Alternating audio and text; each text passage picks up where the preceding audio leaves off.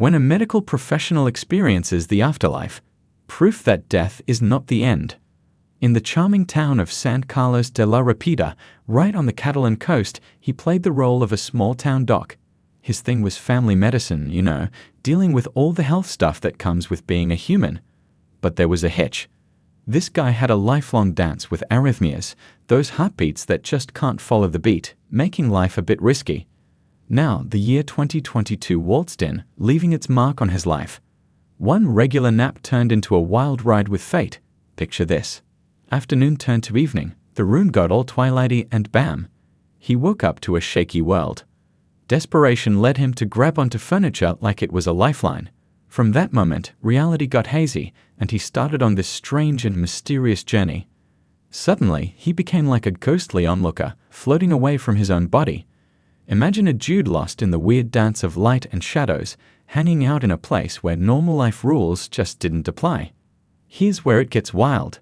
He saw his body lying there, looking lifeless and not doing the whole breathing thing. Now, for a guy used to dealing with similar scenes, this was a shocker. A thought popped into his head like, "Whoa, that's me," and the whole thing left him seriously confused. Then, whoosh, he got sucked into this green vortex, everything around him disappearing. Next thing he knew, he was in this dark, endless space with no walls or anything. He only had one point of reference, the top where a bright hole glowed like a full moon on a dark night. With no big feelings one way or another, he kind of floated towards that light. No good or bad vibes, just a chill journey towards the brightness. When he got there, he found himself on a mountain, looking at this stunning view that could rival the Alps or parts of the Pyrenees. The beauty of it all made him feel super calm and happy. It wasn't hot or cold, just this cozy feeling. The colors of the landscape slowly faded, like adjusting the contrast on a TV. Everything turned black and white. Finally, he ended up in this vast white space, feeling crazy good. No discomfort, just pure ease. His thoughts took a backseat, and he surrendered to the calm of this state. In a big moment, he felt someone behind and to his left, just about 5 to 10 meters away in regular terms, and guess who it was? His good buddy Thomas Hozard, who'd been through a lot. By 18, he'd finished piano studies and was gearing up for advanced courses in Barcelona while chasing a medical career. Thomas Hose was the whole package, smart, talented, and with a bright future. But then life threw him a curveball, a brain tumor diagnosis that led to a heavy operation and a 2-year coma. When he came out of it, they became really tight friends, bonded by facing tough times together. Their friendship was more than just knowing each other, it became a deep connection. He stayed in touch every day, visited regularly, went for walks together, and introduced him to people. You could feel the love between them. Seeing Thomas nearby filled him with joy, making him want to go up, give a big hug, and say, "Thomas Jose, what a pleasant surprise." But things were a bit weird. First off, Thomas had changed a lot. He looked like his old self, super good looking now, not like the blurry version from before. His sight was sharp and focused. That scar on his left temple? Nowhere to be found, just a smooth face. He was all spiffed up, looking sharp like he was dressed for a fancy occasion. But here's the kicker, he avoided getting too close, kind of signaling, "Hold off on the hug. There's something going on." The whole thing left him scratching his head, wondering what was up with Thomas Tose's odd behavior. Then he noticed this bright being to his right, not exactly human-shaped, but with human traits. This glowing figure had this aura of love, acceptance, and understanding, and threw in a comforting smile. And when he looked ahead, it was like a giant screen showing all the moments of his life at once. His whole life story played out, from childhood to now, each scene packed with feelings. It wasn't just watching, he could feel how his actions affected others, especially the times he messed up and disappointed people. A crazy strong sense of empathy took over, growing with each moment. But this being of light was all about peace and calm, totally opposite to his inner whirlwind. He was wrestling with the truth that his past actions caused pain, and he was itching to make things right.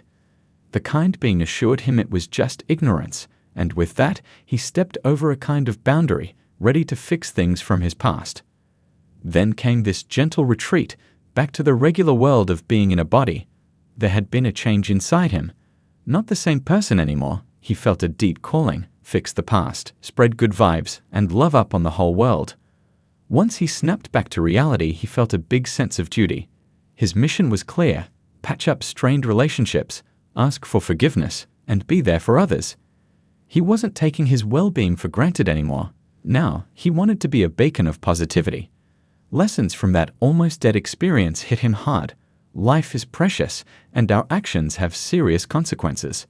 His friendship with Thomas Rose got even stronger, and they both committed to spreading love and kindness. So, Dude's psychic skills started booming, forming deep connections and dishing out advice.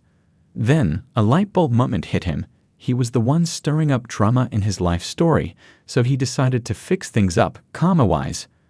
A kind of portal thing opened up, a friendly light being gave him the thumbs up, and he thought, okay, let's go back.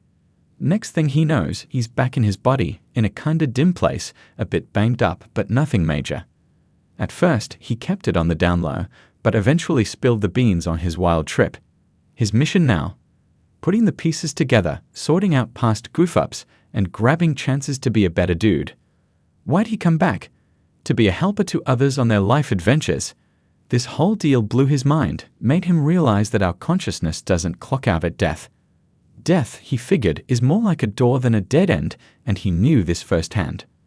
Spreading the word about these experiences could be a game changer, especially for those wrestling with what comes after. People get freaked out about losing folks they love, wondering what happens next. Finding out that these experiences can bring joy and comfort is a big relief. One big revelation: meeting up with loved ones again. Even though he'd faced some losses, this guy Thomas Rose was all about love, a sweet mix of affection and letting go. Then there's the review of his life. He felt super sorry for the dumb stuff he'd done, really seeing how clueless and selfish he'd been. The light being next to him was all calm, but he was wrestling with feeling like he messed up big time. But coming back, he found a way to make things right and a new sense of purpose. This whole near-death thing was like living in high definition, changing his whole outlook.